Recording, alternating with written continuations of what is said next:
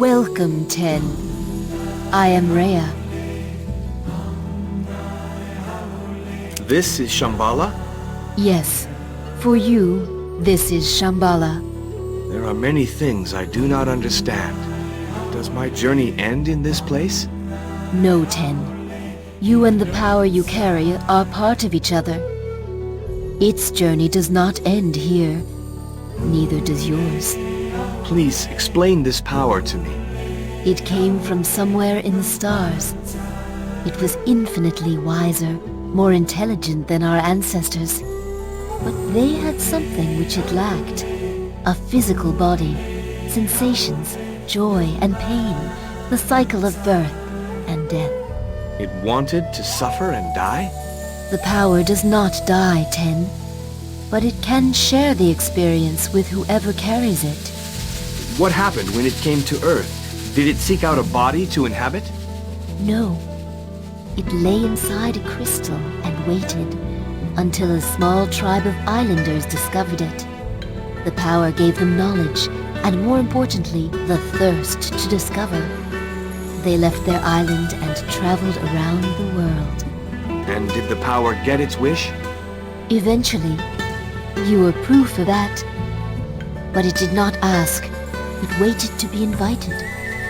And while it waited, some of the traveling islanders, hungry for more knowledge than the power was willing to impart, found a way to smash the crystal and split the power in two.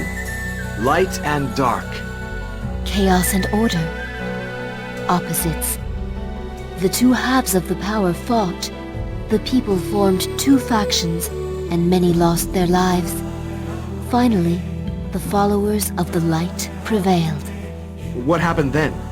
To prevent further war, some of the people took the light back to the island where it had first been found. Then they came here and built Shambhala. And the others? They kept the dark half of the power? Yes, they kept it prisoner and buried it. And they settled on an island which they called Atlantis. But they no longer had the power. They had echoes, Ten. The crystal had been smashed into 1,000 pieces, and each of these contained some memory of the power. The people of Atlantis used their crystals to create a brilliant civilization, hidden from the rest of mankind. Are they still there? No, they were scattered long ago, when their island sank beneath the ocean. How did that happen? Some of the people, eager to be masters of all the world, unburied the dark half of the power and unleashed a tide of destruction. One man, your ancestor Seth, traveled to where the light was hidden and took it into him. Together, they defeated the dark. Well, I have come. I still do not understand why. You are here because the light heard the call and began to awake and led you to the road. Was the light asleep? Yes. After the sinking of Atlantis, the people of Shambhala were afraid of another confrontation between the two halves of the power. So, they devised a way of putting the dark to sleep. And the light? One cannot sleep if the other is awake, Ten. They are halves of one being, much more than twins. The dark slept in its prison, the light inside many succeeding generations of bearers. You are the last. Why? Why am I the last, and why has the power come awake? Your ancestors knew a sign would one day come, calling the power back to its origin. They suspected that nothing would prevent the call from waking both halves of the power, so they made what preparations they could. What were they? They built the road to Shambhala and scattered its parts in different places so that only the light-bearer, possessing the crystal, could follow it. Why did they want the light-bearer to come here? From here you will find the way to the Dark One's prison. There, light and dark must be rejoined so that the power can answer the call. Why didn't my ancestors, with all their skills, join the two halves? Only light and dark themselves can join and become one. One must absorb and dominate the other. Before they were separated, light was master. That is how it must be again. And if dark absorbs light? That is what your ancestors feared, Ten, and that is why the power was put to sleep. But now the joining must be done. The light must be stronger. Why didn't the halves join when they last fought? Because your ancestor Seth, the first bearer, was not willing to risk dark absorbing light, and so he prevented their joining. Now, though, the call has come, and there is no choice. The power cannot be put to sleep again. But what has this to do with me? I am only the bearer of the light. The power came in search of physical form, Ten, to fulfill its destiny. Today that form is you. You and the light are one and inseparable. Soon you will also be one with the dark. And what will I do then? Fulfill your destiny, Ten, whatever it may be. Who are you, Rhea? I was the last queen of Atlantis, Ten, and not a good one. I did not foresee the tragedy which had threatened for years to befall our island. I was forced to seek refuge in Shambhala. Now I repay my debt, in part. But you told me Atlantis was destroyed long in the past. How can you be here now? I am not. Not exactly. I am a message, Ten. A message which has waited for this day. When you leave, so shall I. What will become of you? Whatever words become, once they are spoken. You know of the man who helped me follow the road here? The guardian of the crystal. He was the last of many. Tell me more. When the preparations for these events were made here in Shambhala, a crystal was entrusted to the first guardian and has been passed with precise instructions from master to apprentice down through the ages. My crystal contains a journey. The way back for the power. When light and dark are one, you will finish that journey. Do you know what I'll find there? No. The power will guide you. How will I know the dark? You will know it when you meet it, Ten. How can I help the light absorb it? You will subdue the dark together as one, or be absorbed and subdued by it. Wield the light with your hand. With my hand. Where is the dark? In its prison, waiting for you. There is a final screen of protection between this place and the dark, which only you can cross. There is no way back from there, Ten. Once you leave Shambhala, light and dark will come face to face at last. The star that shines in the day. That is the call? Yes. The power must go back to its source and find completion. What kind of star is it? It is a great death in the heavens, Ten. An ancient star that exploded many thousands of years ago. How do you know this? The power spoke of it before your ancestors and mine broke it in two.